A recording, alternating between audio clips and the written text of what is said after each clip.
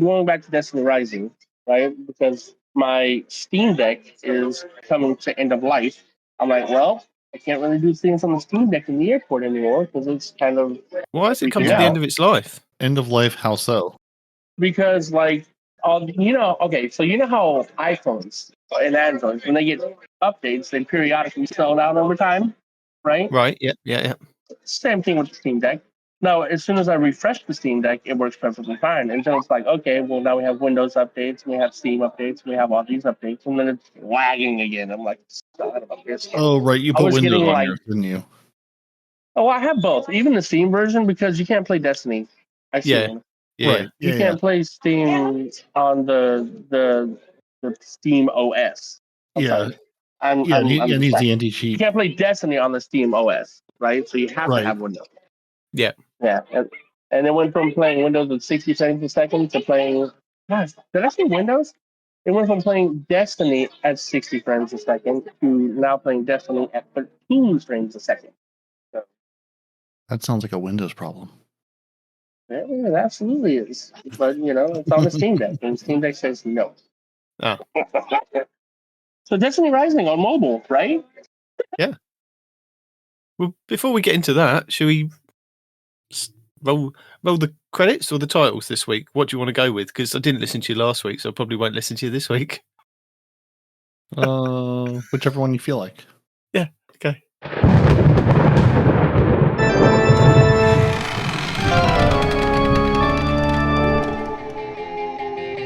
Welcome to Two Titans and a Hunter, a Destiny 2 podcast.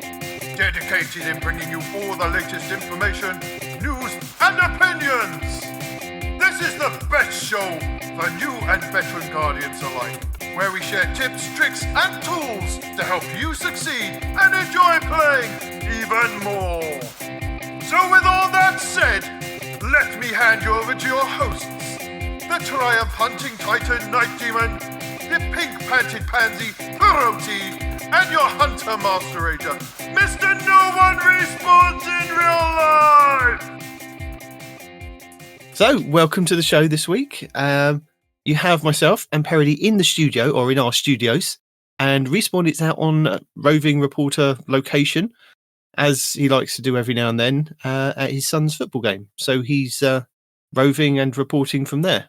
Checking in, Respawn, are you still with us? Or are you engaged in shouting at the ref? Yeah, it's a great day out here on the field. Everybody's doing all right. There's no Destiny on the field currently, and I'm trying to figure out how these kids are playing soccer instead of playing Destiny. So, check back in later. So, Destiny Rising, Peroty, have you played some of the game modes? I need all the juicy details. People need juicy details. They need to be enticed to go and play this game. Well, unfortunately, you're going to get none of the details because I have been working late a number of nights this week, and I've played a whole bunch of Destiny proper, but no Destiny Rising. So my Destiny time was Rising, but it was not Destiny Rising that I was playing. Okay. But I have Pan texted me yesterday and was like, I need Gambit just to finish up the mask thing. So I played a whole lot of Gambit. I'm a little upset at the Drifter though, because he has handed me 0 Bicons.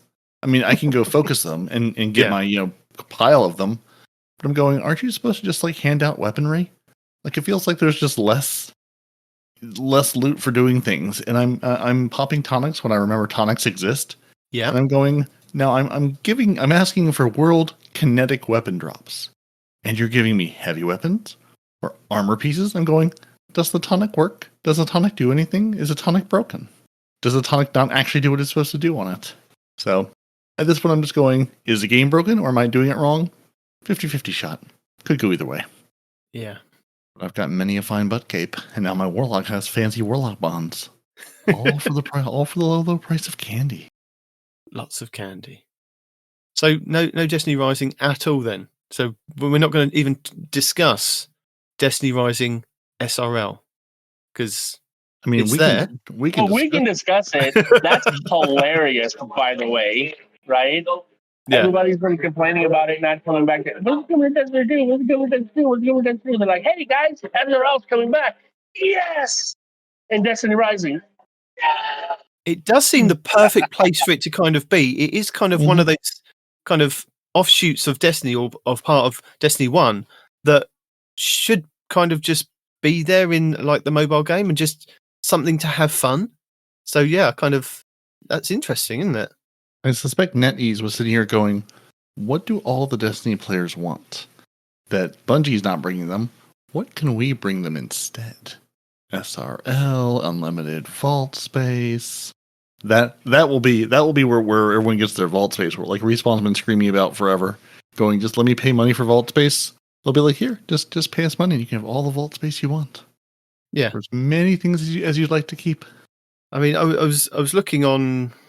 I think somebody posted on Twitter that it's insane to them that Destiny Rising has clan housing, a ping system, active local chat, sparrow racing, perk pools in-game, easy-to-follow tutorials, detailed perk descriptions that include percentages, No. exact health numbers, and the best social hub. And Destiny 2 doesn't. And that was from Tyrax on Twitter.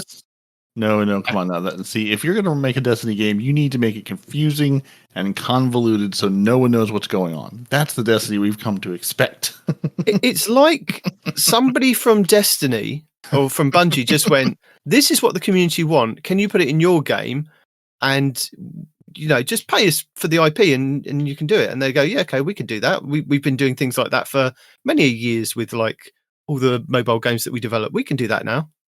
Yeah, it's almost like whoever their contact was is like, listen, we've been begging Bungie leadership to let us do this. So if you just do all these things, you're going to have a winning formula on your hands.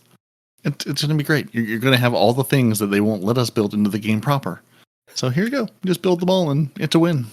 I mean, sometimes I don't mind having to figure something out myself. Like, you don't want instructions for everything in the game, but then some things you do. I mean, but then we get a lot of people complaining that there's too much explanation at the kind of, or it's very convoluted when you're starting out Destiny with all the kind of the pop-ups on screen telling you all the different things. So which is it? Is it there's too much information or is there not enough?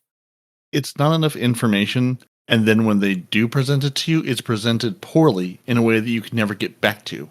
I mean, the number of times I've like been starting the game and just been hitting the button to start the game or, wake my controller back up or, wake the TV back up because I had to, walk away and do something and then came back.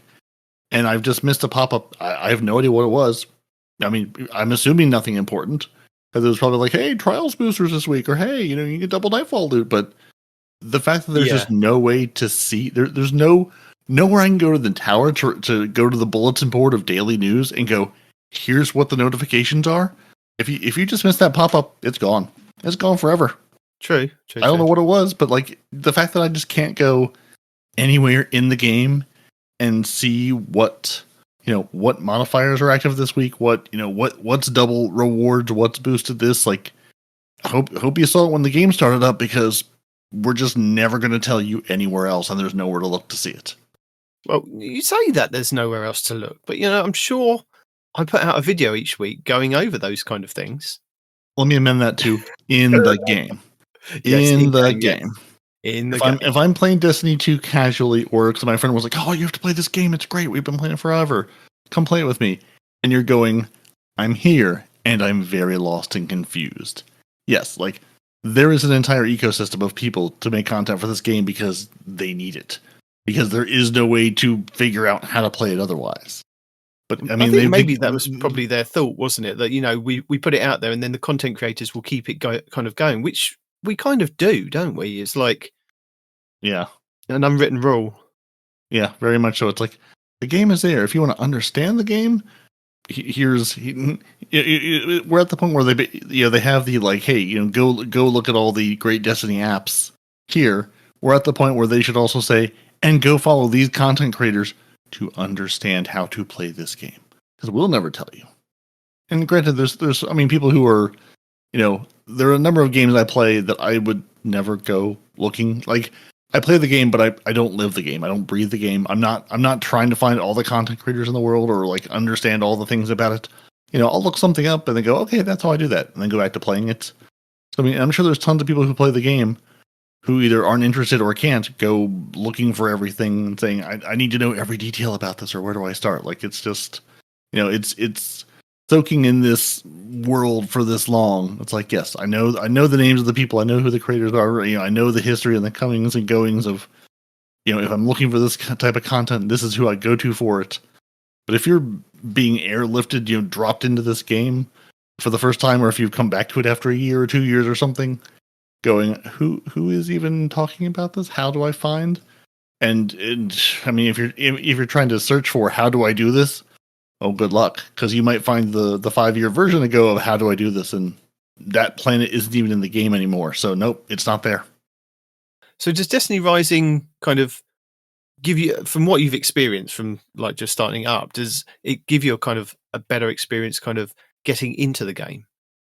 Honestly, I've played it a little bit, but very, very little bit. Like, I have not even gotten very far into it yet, so I honestly couldn't really give you any kind of good impression of it.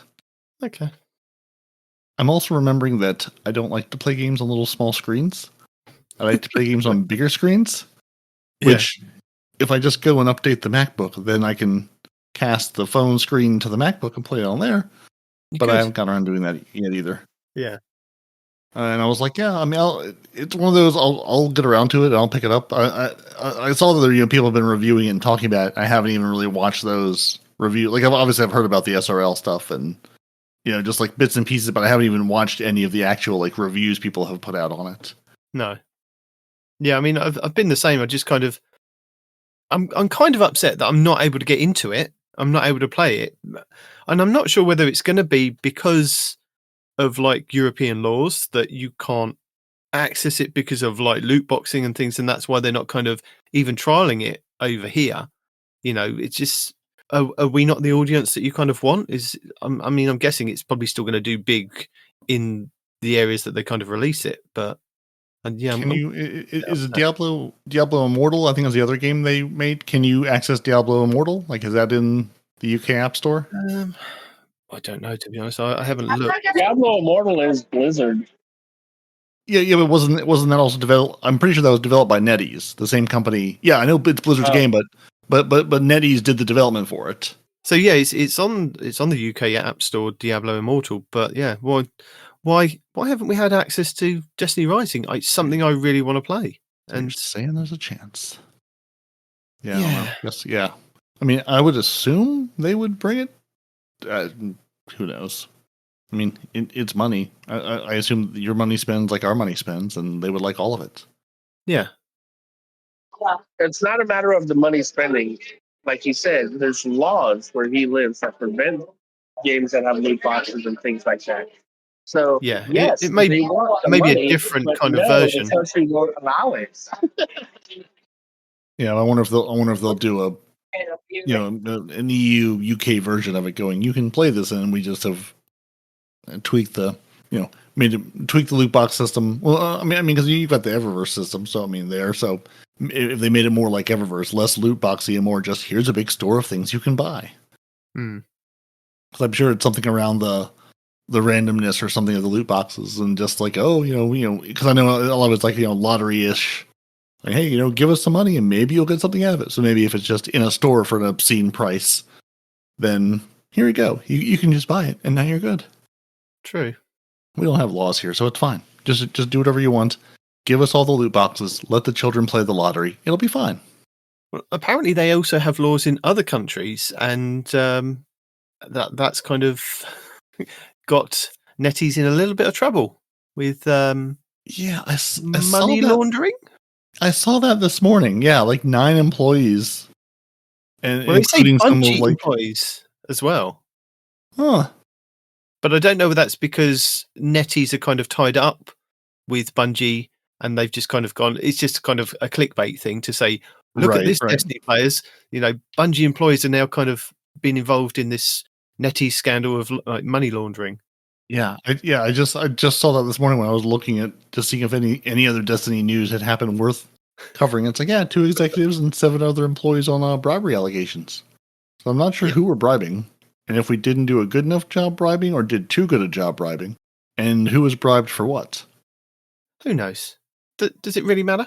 Destiny Rising is still going to go ahead. Not for me, NetEase no. is still going to be there.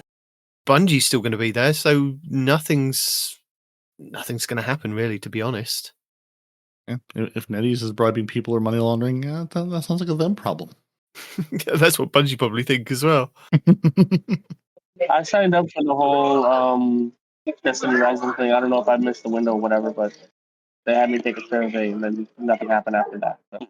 Well, I mean, listening to a couple of other podcasts this week, there's a lot of content creators out there that are just throwing codes away because they've just got given like hundreds of codes. So Yeah. if you go on Twitter and you're in the region that you're, or wherever, contact a content creator that has access to Destiny Rising or has been playing Destiny Rising, they probably have some codes that you can have. I can't have one because I'm not allowed, but you guys can. You guys can try it out. So yeah, no, not just me, you two and other people. Is it not in the Play Store? You have to like download it from a link they give you or something, because it's not in my Play Store on Android. Yeah, it's in the closed alpha. So if you're on iOS, you need the test flight application, which is how they deliver beta stuff to you. On Android, I assume it's either a special link or I don't know if there's an app you use to get beta things on the Android side. Yeah, it's probably an API I have to download from a link. But yeah, I don't have any of that stuff anyway. So even if they had a code, they'll let you download the API. So yeah, get it kind of officially or through kind of a content creator. Don't try and search for it and have a look for like a version to kind of download from a Reddit link. Just don't do that. Just be warned. Are you just saying you don't just- trust Reddit? Reddit is obviously the most. No, I'm just saying trustworthy for an site ever. example, as an example, don't go to Reddit and search and then people go, oh, you could go to this link because it takes you to kind of the dark web of like, this will give you a virus, but it says Destiny Rising kind of thing. I'm just saying. Well, I mean, in a way, Destiny Rising is a virus, just like this is a virus that will set you down a path of a decade-long infatuation with the game. So, I mean, it's not. I'm not ready a for it. virus. Just give it to me now. Yeah, straight in the veins. Yeah, that's all I need. So, as I mentioned while we were talking about all that stuff, I do a breakdown of what's happening this upcoming week. So, I'm just going to put that in the show now. This is your weekly rundown of episode Revenant, week 6, starting on November 12th. Week 6 is the final week of Destiny's free-to-play Halloween event, Fest of the Lost, which ends at the weekly reset on November 19th. If you have yet to have jumped in, this spooky event sees Guardians collect and adorn festival masks to earn eerie engrams, candy, and loot. And if you want to be a wizard, Harry, then the Good Wizard, Bad Wizard ornament sets are still available at the Eververse store for 6,000 bright dust or 1,500 silver. There's also masks to collect, and you still have time to grab the brand new Arc Heavy Burst Shotgun, Arcane Embrace, or the previous festival weapons with updated perk pools. The Kinetic Precision Frame Auto Rifle Braytech Werewolf, the Arc Aggressive Frame Sniper Macabre, the Void Rapid Fire Frame Grenade Launcher A Cosmic, and the Solar Rapid Fire Frame Pulse Rifle Jurassic Green. And if you want more challenges, title and unique rewards, then the Festival of the Lost event card is still available. Also earnable is the Super Black Shader and Festival of the Lost Memento, which you can put into your crafted weapons to gain access to the All Black Shader Twilight Keepsake. Plus, the Hocus Focusing with Exotics has returned from last year's event, including the new exotic class items, which are available to purchase directly from either for 1 eerie engram and 2,500 candy. You can purchase as many as you like, and if you have achievement unlocked, you're guaranteed to get your selected exotic class item achievement perk. Also, if you haven't completed Dual Destiny, you can still purchase the Fest of the Lost exotic class item reward. Over in the last city, we have Onslaught Salvation, which can be accessed after you complete the initial steps of the opening act of Revenant. This new version of Onslaught brings with it new defences, 3 new maps, and new enemies to fight. You can select from Widow's Court, Eventide Ruins, and Kel's Grave, either normal or expert. Also, the original Onslaught has been updated to include some of the new additions. Located in the Vanguard playlist, the featured Onslaught map this week will be Moth Yards, with a Fallen War Priest kicking off the boss rotation. Also available for a weekly pinnacle is the new dungeon Vesper's Host, which can be found over on Europa, with the exotic sniper rifle Icebreaker up for grabs, and a whole suite of new weapons and armour. Just make sure you visit Spider over in the last city to pick up the quest Rogue Network to enter. In the last city on the Helm, the exotic mission Encore is still available, with 2 difficulty options, normal and expert. Also from episode Echoes, we have the 3 new battleground activities, Delve, Conduit and Core, with Enigma Protocol and Breach Executable.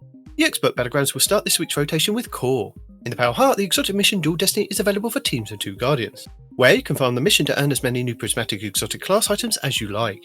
The final stretch cooperative focus campaign mission this week will be Iconoclasm, The 12 Guardian Match-Made Excision mission is also available next to the race for a weekly pinnacle, with the Grandmaster version granting the Ergo Sum Catalyst and an Ascendant Shard. The Dreaming City this week is at a medium curse level, which means Petrovenge can be found in the Divilian Mist and has the Oracle Engine mission for the next week. The Blindwell features Hive enemies and the Plague Kragar. The Ascendant Challenge will be the Chimera Garrison over in the Chamber of Starlight Lost sector. On the Moon, the weekly story mission is a mysterious disturbance. The Trove Guardian is located in the Anchor of Light, while the Wandering Nightmare is the Fallen Council in Archer's Line. Nightmare hunts Fogoth, Fear, Crota, Despair, and Fanatic Insanity. The Altars of Sorrow will start this week's rotation with the Nightmare of Zydron and the Heretic Rocket Launcher. On Europa this week, Phylax the Warrior will be the Empire Hunt, Asterian's Abyss will be the Eclipse Zone, and the Exo Challenge will be Agility. Dares of Eternity Expert difficulty rounds are Taken, Cabal, and Zydron. The Scatterhorn armor set and the Perfector's armor set will be available in Dares of Eternity with Weapon Set 2. Scathelock, Extraordinary Rendition, Brass Attacks, Threaded Needle, Code Duello, Imperial Needle, Far Future, Honor's Edge, Distant Terminus, Interference 6, Shepherd's Watch, and Annual Skate. The Witch Queen Weekly Story mission is The Last Chance, Altar of Reflection's Choice, and Altar of Reflection's Pact. The Wellspring activity will start the week on attack, with the Kinetic Bow, Feltar Diddle, and Borgon Hive Knight as the boss. The Lightfall Weekly mission is Desperate Measures, the Partition mission will be Ordnance, and the Vex Incursion will be Umshire Park. The Salvation Judge Raid Challenge this week is the first encounter Substranum called Scenic Route. The Root of Nightmares Raid Challenge this week is the second encounter Scission called Crossfire. The Val the Disciple Challenge this week is the third encounter The Upender called Defenses Down. The Vault of Glass Challenge this week is the fourth encounter Gatekeeper called Strangers in Time. The Deep Zone Crypt Challenge this week is the first encounter Crypt Security called Red Rover.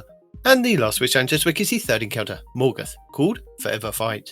Featured Pinnacle Raid 1 will be Kingsfall over in the Legends tab, and featured Pinnacle Raid 2 will be the Garden of Salvation over on the Moon, with all challenges available for all encounters. With the Exotic Scout Rifle Touch of Malice being farmable from the final boss in Kingsfall, and the Exotic Trace Rifle Divinity being acquired via completing the raid puzzles in Garden.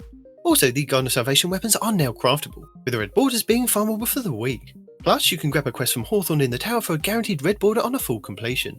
Pinnacle Dungeon 1 will be the Pit of Heresy on the Moon, and Pinnacle Dungeon 2 will be the Spire of the Watcher over on the Thronework. The Exotic Mission Rotator will be Starcross over in the Legends tab, with the Wishkeeper Exotic Bow being the main reward. The Exotic Missions, the Whisper and Zero Hour, will also be available in the Legends tab. This week's challenges are Legendary Herbalist, Booby Trapper, The Trials That Define Us, and Absolutely Stunning.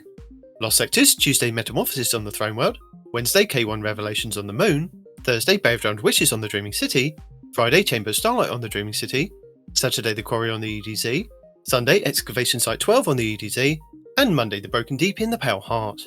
Our sixth featured Nightfall will see us face off against Once Fires the Exhumed Tether in the Heist Battlegrounds Moon, with a Slammer Sword as the featured adept weapon. The 6v6 playlist should be Control. Rift should be in the Party Relentless playlist, Elimination in the 3v3 playlist, Class Clash in Crucible Labs, and Trials of Osiris at the weekend.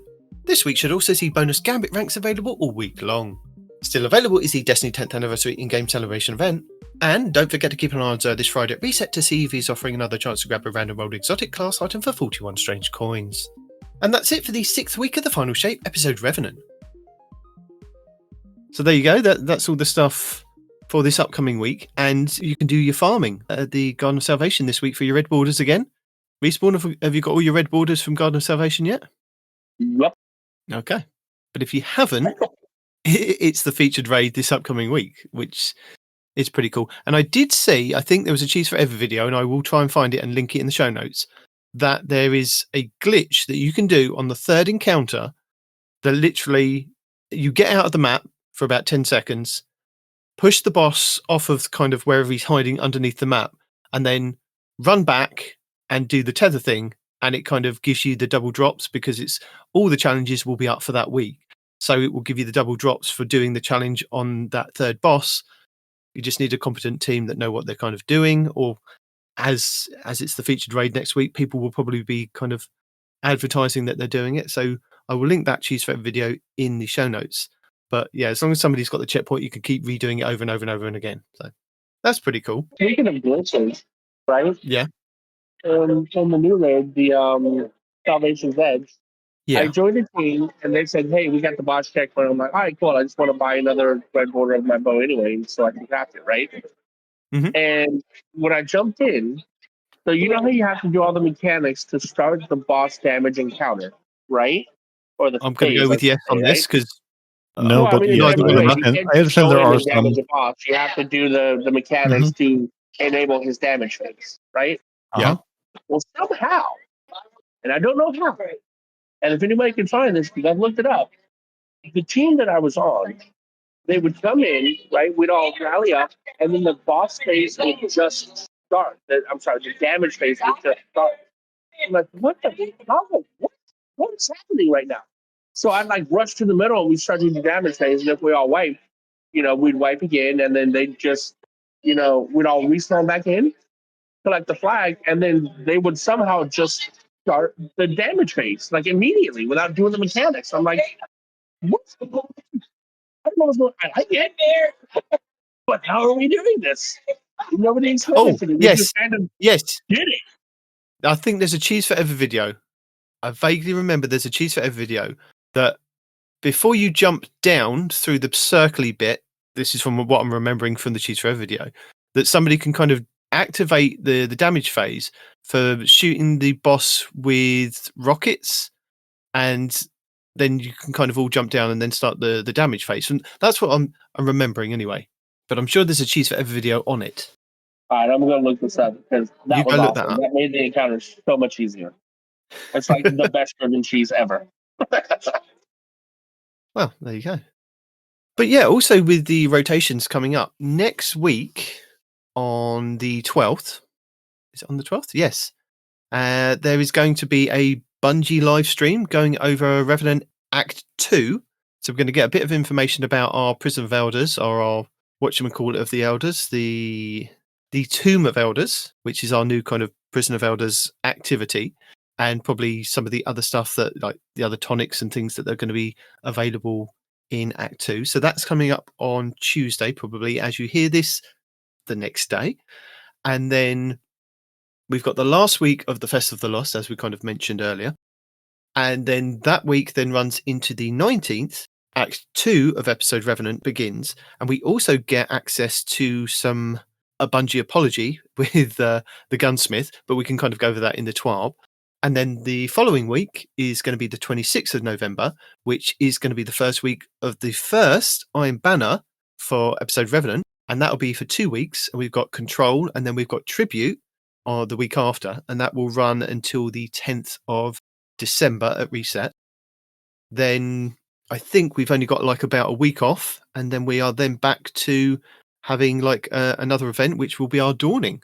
So we're pretty stacked with what's kind of coming up in the next couple of weeks with the rotations. Are you guys looking forward to kind of some of the stuff that's happening? Well, I'm looking forward to watching at least 15 minutes of that live stream and getting a fancy new emblem. We begin in the stars of the Traveler, just hovering above the earth, which you only have to watch 15 minutes for, so that's not bad at all. And I might be excited for the small fix coming, that already was deployed this week, about the Garden of Salvation chests being updated to drop weapons in addition to just armor. So it should be easier to get your weapons done. There you go. So week 7, 19th of November, is the first week of Revenant. Week 8, which is the 26th, is going to be Iron Banner Control. Week 9, which is the 3rd of December, Iron Banner Tribute. And then literally the week after, on the 10th, starts the Dawning. So we'll have the Dawning for 3 weeks, and that will take us over into the new year up to the 31st of the 12th. And then probably with that, I think we're going to have a week off, which is week 14 of any kind of content, because Bungie aren't going to be there. But then week 15, I believe they're kind of then launching Act 3 of episode Revenant, because I think that that's going to be on the 14th of January. Because I vaguely remember reading somewhere that that's when it was scheduled to be. And it's only it's quite a short one for that one. We're only going to have a 5-week act before we kind of then launch into Heresy, which will be in February. So and in somewhere there, and I think it might either be the 14th or the 21st of January will be the Iron Banner, and we're probably going to get Eruption and Fortress for the last 2 weeks, but don't know whether they'll launch it on that first week or the second week. Well, they may even do it like at the beginning of January. Who knows? Because they haven't actually told us. And even if they do, will it be accurate? Yeah, will they move it again? Will they move it? Will they launch it and find that it's broken and go, so back to control, huh? Yes. Ah. But I do advise people to kind of play it that first week, because Iron Banner Control is probably... I know it's the kind of bog standard, like vanilla version of Iron Banner, but it is a good mode, and I find it better than kind of the Gambit version, which is the tribute, which would be the second week in week 9. But Eruption and Fortress are alright, but we just don't know when they're coming. So if you want to kind of get your title or guild your title, it's probably best to kind of see if you can do it in that first week. Because that's what I always aim to kind of do it in that first week, get it all done and out of the way, and then I can just enjoy playing the other modes without having the added pressure of I haven't done X, Y, and Z to kind of get that done. Whereas with Control, I know what I'm doing. I know vaguely know what the rest of the team are kind of doing, or how it's kind of going from the first 10 seconds of the match, and what I need to kind of do to make it that we kind of win. It's like, so yeah. You know what you're doing, and you can rely on the rest of your team not to do that. So you're like, well, here's what's going to happen. For better or for worse, probably for worse, but we're going to try our best anyway. Yeah. So we did have an update this week of Destiny Update 8.1.0.4, which did make a few things better. It did. It updated Crucible, where we increased the score limits for triggering mercy rules. So previously, the mercy rule would only trigger in a very small window in the match. So the score limit to trigger was intentionally set low. They've increased the window in which the mercy rule can be triggered and increased the score limit to prevent games which still have a chance from being competitive from ending too early in a mercy. So for Control, Iron Banner Control, Iron Banner Eruption, and Supremacy, that's gone from 60 to 70. Your Zone Control and Iron Banner Zone Control, 50 to 60, and Clash from 40 to 50. And they've also made changes to the competitive rank adjustment, now puts less weight on skill differential between player and lobby. And they also mentioned something, I'll get to that later. Trials of Osiris, they fixed an issue where the Shadow Envy shader was not able to be equipped or viewed in collections. That was basically hey, we turned on double drops for everything, which included the shader, and the game said, I don't know what to do with 2 shaders dropping at once, so I'm just going to freak out. So this is we've unfreaked it out for you. So if you have that, now you can actually equip it and view it. In the Vesper's Host dungeon, they fixed an issue where players could use terrain to skip straight to the first encounter. No more using that particular terrain, but I'm sure I hear 19 in my head going, but there's a cheese video of how you can do it in a different way. Garden of Salvation, they fixed an issue where the secret chests only dropped armor. They can now only drop weapons. In episode Echoes, the Encore mission, which we're never playing again because we did it 1 trillion times, fixed an issue where attempting a particular secret triumph could cause errors in the second half of the mission if you reach it without dying. Breach Executable fixed an issue where the launched into the expert version would cause errors, which I'm pretty sure is what Respawn was talking about last week. If I remember correctly, about going to the harder version of Breach Executable and it going, nope, we're going to error and die on you. For episode Revenant, they fixed issues where the week 1 seasonal challenge. I couldn't update fast enough, but that is exactly what it is. Anytime you try to start it on private or even a regular, you get a honeydew error every single time. But yeah, that's the one. Yep. Well, they have removed the honeydew melons, so now you should be able to play honeydew-less. Because nobody wants honeydew. For Revenant, they fixed an issue where the week 1 challenge Onslaught Banes did not correctly specify the expert onslaught in the description. Fixed an issue where Ido's featured tonic request could include unobtainable tonics. Go bring me this, but you can't. Fixed an issue where players have unlocked the 10% tonic buff, but it only applied to the character that claimed it in the Act 1 key fieldwork item. So you could unlock a thing, but it didn't actually unlock for the rest of your characters. For armor, they fixed an issue where the Mask of Fealty would not consistently create crystals when defeating frozen targets with Withering Blade. The spread of the Withering Blades released now has slightly increased gravity to tighten the spread to account for this fix. And finally, we have a perk update. They fixed the issue where some random perk combinations were harder to earn for legendary weapons perk sets. For more details, they have the previous update, and they do plan to do a deep dive article in the future. And they fixed an issue where the Foundry weapons were dropping with more perks within certain columns outside of Master Law sectors. So the lovely double perk thing they fixed, and that's disappointing. But it was coming. And that's it for the update. But they do have, we are getting our pile of new weapons soon with the fancy perks for just walking into the game and going, "Hi, I would like a thing."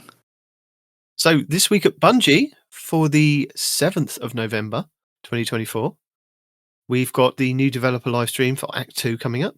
The Grandmaster catch-up node arrives on the 19th of November. They've got the Vesper's host speedrun results and the Bungie Foundation Hurricane Relief update. And their favourite, #build of the Fest of the Lost, and more, #Fest of the Lost fashion. So, as I already said earlier, join Revenant Act 2 developer live stream to get a cool emblem. So you have to watch them on Twitch, I believe. You can't go and kind of watch them after the fact on Twitch. You have to watch them live, as I kind of found out last time. There's no receipts for kind of watching it after. You have to be there live. And unfortunately for me, they're going live when I go to work because times have changed over here for kind of when when I go to work. So it's like, at the same time. So maybe if I just kind of leave it on in the background somewhere and sign in, maybe that's what I'll do. You just need 15 minutes. So I mean, it's not even that much time to devote to it. Because I do like the emblem. It looks very nice. Yes. I don't dislike the emblem, but I mean, I have my Kate emblem, so it's got to be really top tier to change my mind there, bro. I mean, Fair enough. It's a nice emblem for those of you that don't have a Kate emblem, I guess.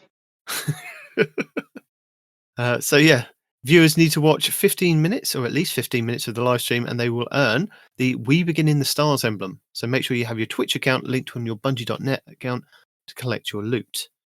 And then we have the Grandmaster Nightfall catch-up node on November 19th, which is going to give you access to all the Grandmasters. And the good thing about the Grandmaster catch-up node is that, yes, you'll have access to it, but if you do the Grandmasters individually, you can gain access to the ones that have previously come for Act 1, which are kind of going out of the rotation to do. So if you missed out on doing the Lightblade, the Proving Grounds, or the Heist Battlegrounds for the first 3 weeks, or the next 3 weeks when they kind of showed up, because next week will be the last time for the Heist Battlegrounds, just regular. We then move into Birthplace of the Vile, Arms Dealer, and Inverted Spire for weeks 7, 8, and 9, 10, 11, and 12, because they'll kind of just be repeated. And then for weeks 13, 14, and 15, we'll have Liminality, Corrupted, and Battlegrounds Behemoth.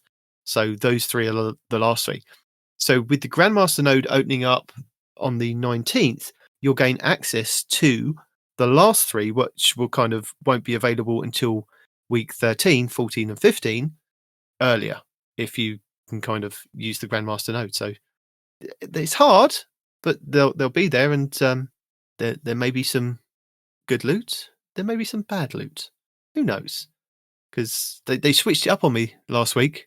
I'd got all the kind of predictions for the weapons coming up that, we had the Scintillation, the Iznami, and then we had the Rake Angle, because they did tell us that we were going to get the Rake Angle, which really did kind of help me, because I was kind of tracking what weapons were available and what ones would normally kind of come up in the rotation. And I think I did have it down that it was the Shadow Price. And I was like, okay, so it should be the Shadow Price. And then they said, oh, it's definitely going to be the Rake Angle.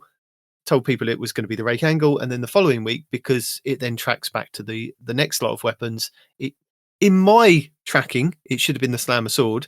But then they didn't. They just decided they were going to put the Shadow Price in for this week. So next week should be the Slammer Sword.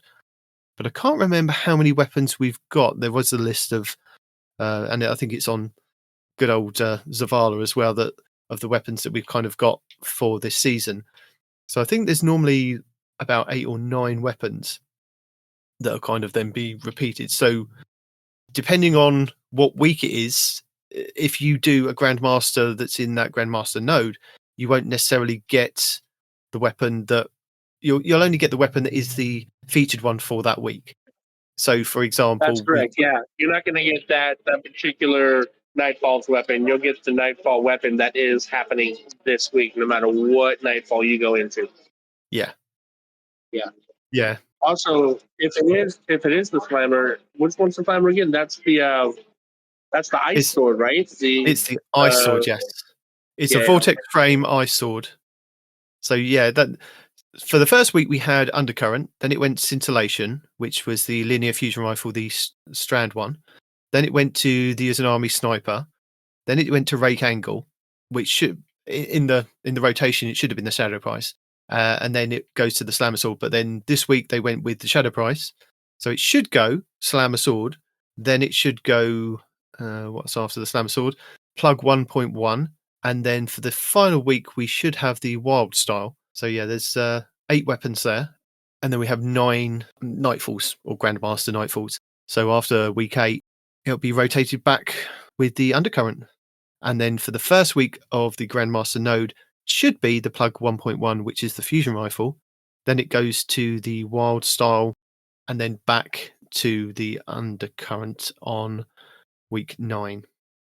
And then Scintillation as an army, Rake. Should follow that rotation. But who knows with Destiny?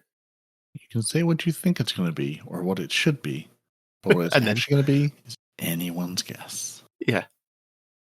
And then we've had a Vesper's Host speedrun results update. So last week, streamers from 14 regions participated in the Vesper's Host speedrun, where teams had 3 hours to run the Vesper's Host as quickly as they could. I can't even get through it normally without kind of crashing. It's like crashing and burning and getting upset with it. But they're excited to announce the team from Italy, composed of Ginori Gaming, Zaraptor, and Zerpi FPS, and they took the top spot with a time of 14 minutes and 45 seconds. And the team will be receiving a full set of Vesper's Host Bungie reward items, and that'll be available at the Bungie store. And they'll get $1,000 worth of Twitch subs each. So they're going to get the hoodie, the pin, another badge, and a bracelet. Now Pretty that hoodie is quite nice. cool. I'm a fan. I'm not a fan. I'm not a fan of it. Well, No. it's like the oiled gunmetal. It just doesn't shine as bright. Actually, I'm pretty sure that is the oiled gunmetal shader that's on it. I mean, if I got it as a gift, I wouldn't be upset, but it's not something I would run out and purchase. It's the main color of it doesn't kind of grab me. If it was a bit darker, maybe. But that's So me. the only Sorry. people that can get this are the people that want it. We can't No. You can go to the store. You can go to the store and get it. Oh, we can. You can. I think you've had to have completed the dungeon by a certain time to get it, but you can still go and purchase some of those items. All of those items, as far as I know. Just that because they competed in the speedrun, they get it for free. Oh, very nice. There you go. The Bungie Foundation Hurricane Relief Wrap Update. So once again, you have proven in times of crisis that Guardians rise together. They're thrilled to announce that Bungie Foundation's recent hurricane relief campaign raised more than $375,000. Our humanitarian partners, Team Rubicon and Direct Relief, can continue to deliver life-saving aid to communities impacted by the Hurricane Helena and Milton, providing vital support, medical care, and support to help families return to safely rebuilt homes. Your kindness is a beacon of light, letting those affected know that they aren't alone on their journey to recovery. We're deeply grateful for your trust in our belief in our mission. Thank you. So we have some spooky builds to haunt your sectors. You mean spooky builds or spooky attire? I see attire here, but I don't see builds here. Spooky builds, and they've got a list of their favourite build submissions. You've all earned the Hallowed Coronation and Photoization emblem. That's the way I'm going to say it, and that's the way it's going to be. The Prismatic Warlock with Vesper's Radius for an electrifying combat is Revenant on X, and that is completely broken down with kind of screenshots of this does this, this does this, this does this, underlining some things, like just to make sure you're aware of how it's all kind of working, and kind of gives you details on how much kind of DPS and how much health you're kind of getting, and looks fantastic. I've put that build together, but I have not been able to use it yet. I don't have the Vesper's Host grenade launcher, but I have the rest of the pieces, and so I put it together on the Warlock, but I haven't had a chance to play with it, but it looks like it'll be good fun. Cool. And then Cade on X has the Infinite Grenade class ability and a Restoration ×2. Then we have the Sentinel by Predator on X. Void Hunter with Radiant Stance Machines and Parasite that can't stop making orbs of power. And that's from Crab on X as well. Out of all the builds, you picked one that nobody's ever going to use. People use it. Obviously, Who? He's using it. Yeah, and then as soon as that Nightfall's over, they're kicking him off the team. And then we finally have Stasis Titan with Blastway Strides and Aletheum for explosive jumps and damage. And that's from Spoofbit on Reddit. And then we've got some more pumpkin fashions. Look really cool. These look a lot better than some of the other ones. Who's put that? Oh, that one's that Devil Ghost. Okay. From Destiny 1. Oh, I remember that one. That was all the rage. You remember that Devil Ghost from Destiny 1? All it did was have like kind of paper horns taped to it and a red tail on the back. And everybody wanted it. And I had one. So yes. And you still do? I do have, yeah. So there's some cool pumpkin art as well in there. And we're not going to discuss that picture. That's ridiculous. Loads more art. And loads more builds. Power Rangers at the bottom. Lovely. Are they all hunters? They've got to be all hunters, haven't they? They look like hunters. The minions, probably. Yeah. Oh dear. But now it's time for our player support report with Power Peroty. Rangers look like they're all hunters too. The minions are definitely all hunters. Yeah, no, the Power Rangers are hunters too. What picture are you not discussing? Are you talking about Vivi or Perry the Platypus? Which one are you skipping? I'm skipping all of them. See, hunters, you can dress in colors. It's possible. You can have bright colors on. There's more to the spectrum than just all black armor. See, it's possible. I believe in Yeah, it's called Trials. It's called Trials of the Nine. It's an all-white shader. We use that too sometimes. One day we'll find them some good fashion. One day.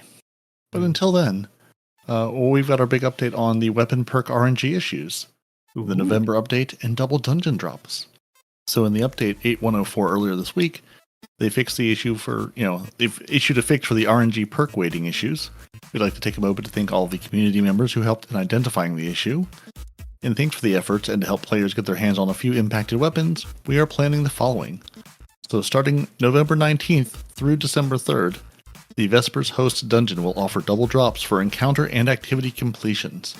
Both weapon and armor rewards can drop from encounter completions. This will be a great time to hunt for your desired rolls on weapons or even hit master difficulty to earn some artifice armor. So starting November 19th, so that's not, as you're listening to it, it's not this week, but it'll be the next week. This begins. Banshee 44, he will have a small collection of weapons in the tower with a curated perk rolls. Our goal is to get you some perk combinations that were harder to earn due to the bug. We do not currently have a planned deadline for acquisition, but we recommend picking them up at your earliest convenience. So for Rose, the hand cannon, we're going to have the fluted barrel, accurized rounds, slide shot, explosive payload, smooth grip, and a handling masterwork. The multi-mock SMG, polygonal rifling, tactical mag, attrition orbs, kinetic tremors, and a reload masterwork. For your indebted kindness, smart drift control, tactical mag, loose change, volt shot with a velocity masterwork, the Compass Rose shotgun. Oh, and indebted kindness is the rocket sidearm. Compass Rose shotgun, corkscrew rifling with light mag, snapshot sights, slide shot, and a handling masterwork. The Hothead Adept. Hard launch, impact casing, tracking module, clown cartridge, and a reload masterwork. Ooh, I like that. And the VS Chill Inhibitor, countermass with spike grenades, envious arsenal, bait and switch, and a reload masterwork. I'm gonna guess that's the one you want to pick up. But I'm also gonna grab that Hothead. That looks delicious. You do need to have completed the dungeon to actually get that Verse Chill Inhibitor. And no, it says I can. It says I can go and get it from him. No, it says dungeon-related weapons will require dungeon ownership and at least one dungeon completion. Nope, I hadn't read that line yet, so I was living in a world where they were going to hand it to me because I waited long enough. But you're right. I do have to complete the dungeon. And I think also with that is that I have heard that is a god roll, or some people said, "Oh, that is the god roll." But then I've heard like people like Cool Guy and a couple of other people. I think it was on the Destiny community podcast say that it's good. It is one of the kind of roles. It's like a B version role if you were kind of looking for it. It's not like the god roll. It hasn't got kind of because I think countermass and the spike grenades maybe aren't the desired one, but the envious arsenal and the bait and switch is the one that kind of people are kind of interested in. But yeah, those will be available, and yes, you do have to have completed the dungeon to get the dungeon weapon. However, are they just going to hand out the adept hothead for just showing up and going hi? Yes, that's exactly what they're going to do, because that's what I need, because I need a good hothead, and I need that. So yeah, that's exactly what they're going to do. Perfect. Yeah, I've got a hothead with clown cartridge and demolitionist that I've had that's not adept, but I've had sitting in my vault forever that I enjoy using. But yeah, I'll add that one to the fun, because clowns and tracking. Who doesn't love tracking clowns? That sounds amazing. And they do remind us again, they are still planning a deep dive article to cover the issue in more detail. It may take a bit of time, so they'll get to it when they get to it. Your Festival of the Lost perk updates.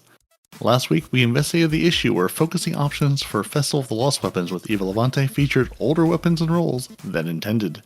The issue has now been resolved. All your weapons will now drop with the proper things when you focus or decode with the 2024 perk pool, not the 2023 perk pool. And they've updated the picture respawn, so it now actually shows you that it's the right auto rifle, not the horror story, but the Braytech werewolf. They remind us again that they pushed a fix this week and linked to that, but we already told you that happened. And that we have some known issues that players are able to pick up a previous version of the Solstice quest from Eva during Festival of the Lost. Because Eva's not really sure what she's handing out. She's like, listen, I've got this bag of quests. You're going to get something. It'll be fine. The Arcane Embrace Shotgun curated roll from Eva has a trench barrel perk on it, which should not have been available for this weapon. What are they going to do about it? Don't know.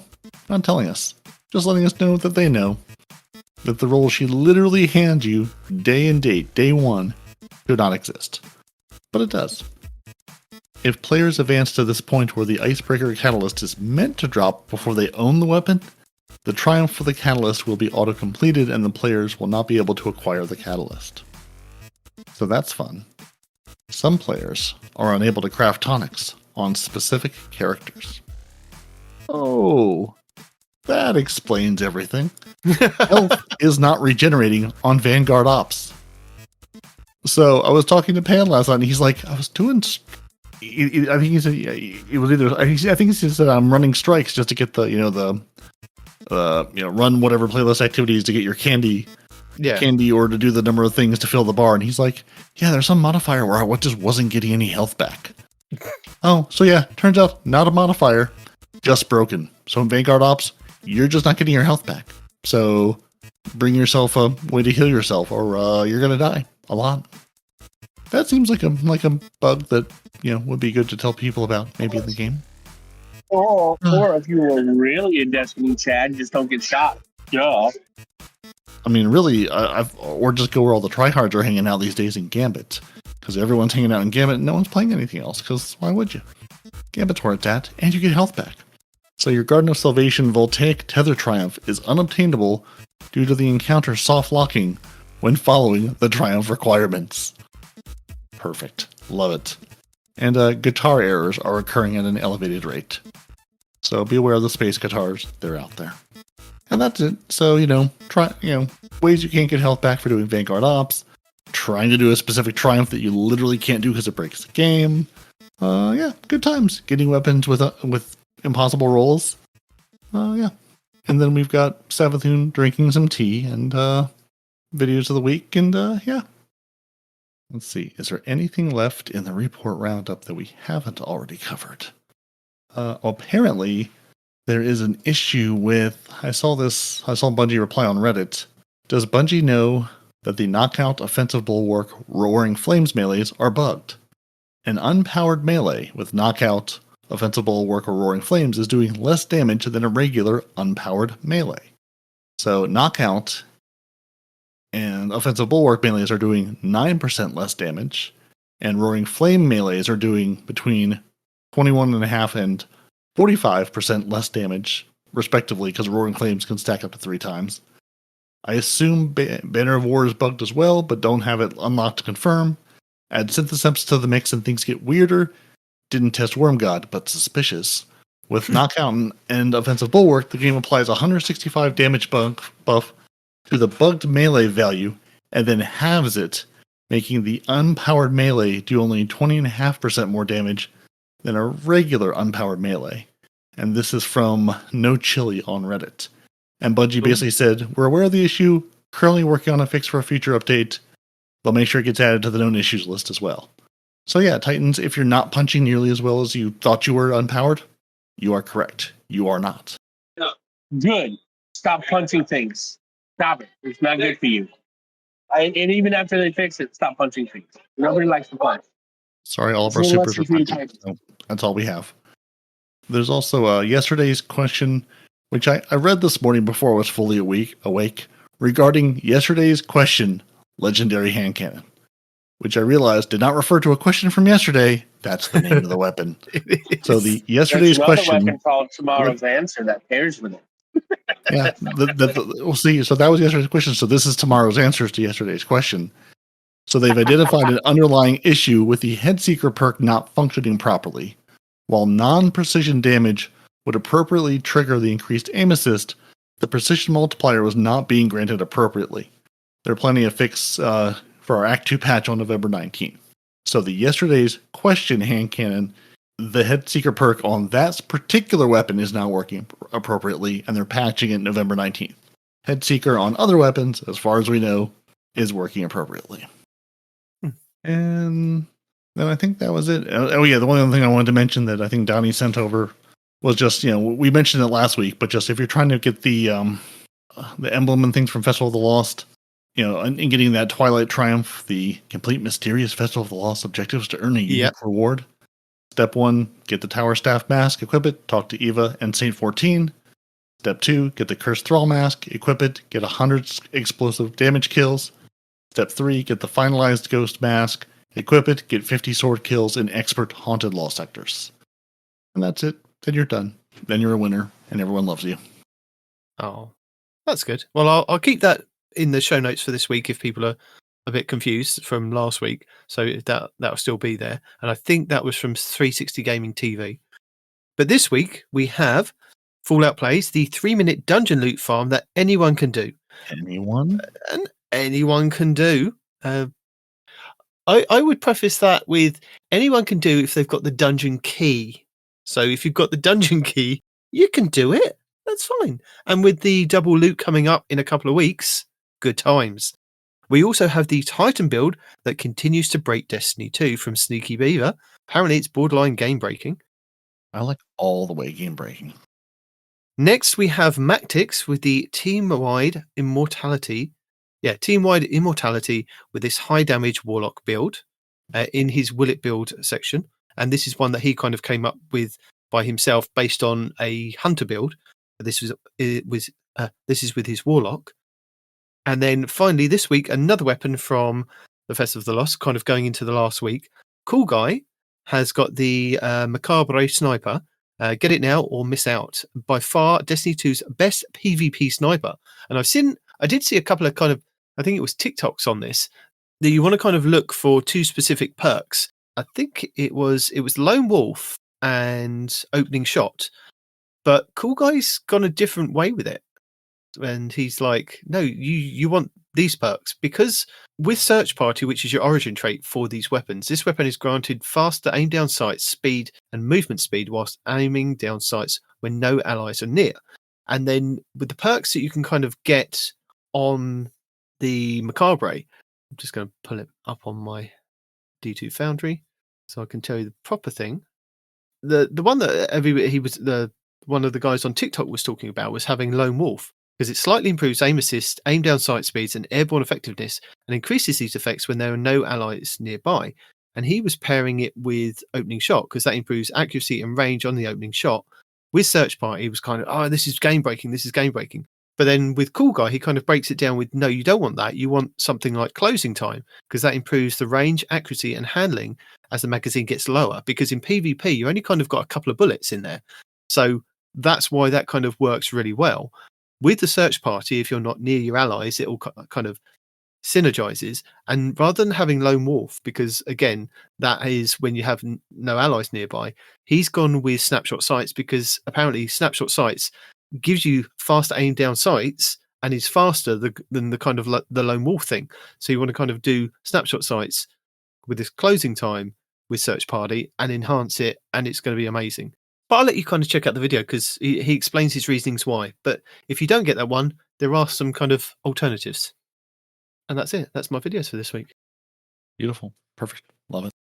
Yeah. I've watched a handful of things, but nothing terribly exciting. Yeah. Just been playing, earning things, throwing them away in the vault.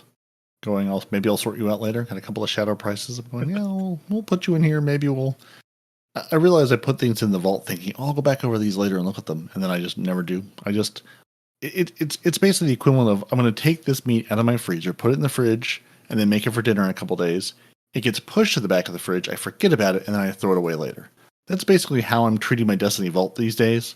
I'm going, I've got plenty of room for things. I just put them there and then forget about them and throw them away later. Going, why did I keep this? This is silly. Why is this here? I deleted a bunch of things last night. I'm going, why did I ever save this? The rolls are terrible. It's not even a highlight level, or wouldn't have been at the time. Vaults are silly things. They are, and they're a discussion for another day. They really are. You know who's not a silly thing? Our lovely patrons. Who've gone to patreon.com/TTH and said, we like what you do. And we like what they do. Like, trying to threaten them with a good time, like Zep Orbit and K4. Simply can't be done. We tried to threaten them. We sent Respawn around to their house. We sent dogs. We sent men with sticks. Just didn't work. Cannot be threatened. Our Otter Dance Troupe are phenomenal dancers. Of the T-Rex King, the Scarlet KM, did a Tatum M64, and no rolling R's Renard Calant. Just, lovely Otter Dance Troupe. Dancing, doing the best they can. Why do they dance? We know why they dance. Because they're being, we have grenades being lofted at them by Golden God 1562, Noble, Basically Assault, Fire Squad 1688, and Coders 105. And finally, Dakin's Day 1 raid team. Deep in the lab, working with Dimwee, Gravy Jeff, and PP Pipe, trying to figure out, how can we be a Day 1 raid team with 3 people? I believe we can do it, though. She will hone their skills and instincts until they are able to succeed. Thank you to each and every one of you lovely human beings. And thank you for joining us. Your Titans are Peroty and Night Demon. Your Hunter in the field, as always. Out doing what hunters do. Roaming in the field, looking for treasure and loot, is no one responds in real life. Or looking for a fight. Fight and loot. Don't limit me to a world of ore, Night Demon. All these things can be true. Always. You can find this show at twotitansandhunter.com. You can find all the videos at YouTube. And guess what you type in there? Two Titans and a Hunter. You can email the show, twotitansandhunter@hotmail.com. You can find this show everywhere you get your podcast. Look for the lovely neon dragons, and all will become clear to you. If you want to join our lovely patrons, patreon.com/TTH. If you want to just toss us a coffee and say, Night Demon, you do a lot of work putting up with these knuckleheads, coffee.com/twotitansandahunter. And when he's not in the field, twitch.tv/no one responds in real life. And when he's not roaming around London, desperately trying to figure out how to see beautiful artworks, twitch.tv/twotitansandahunter. Go there, press the button, subscribe. You really should also go, if you haven't gone to the YouTube and subscribed by now, you're really missing out. You're missing out on, at the very least, informative, beautiful videos about what's happening every week. The entire version of this podcast, if you're like, listen, I don't want to deal with podcasts, I don't need a whole thing for that. YouTube, that's where it lives. Or at the very, very least, you have a lovely man with a lovely soft British accent you can just put on and let him lull you to sleep every night. Just play those, put those videos on a playlist, cue them up, and just play through them every night. You can drift off to sleep. I'm not inflating our view counts, not giving us extra time play. No. We're helping you be informed about the game, or sleeping soundly, or both. I'm not going to tell you how to use the content we're giving you. You should just use it and enjoy it and love it. Just like we do. When we'll be back next week to tell you what else has happened. If Iron Banner's own control ever existed. if we're all having a shared delusion. But until then, tell the good people goodbye. Bye, people. Deuces.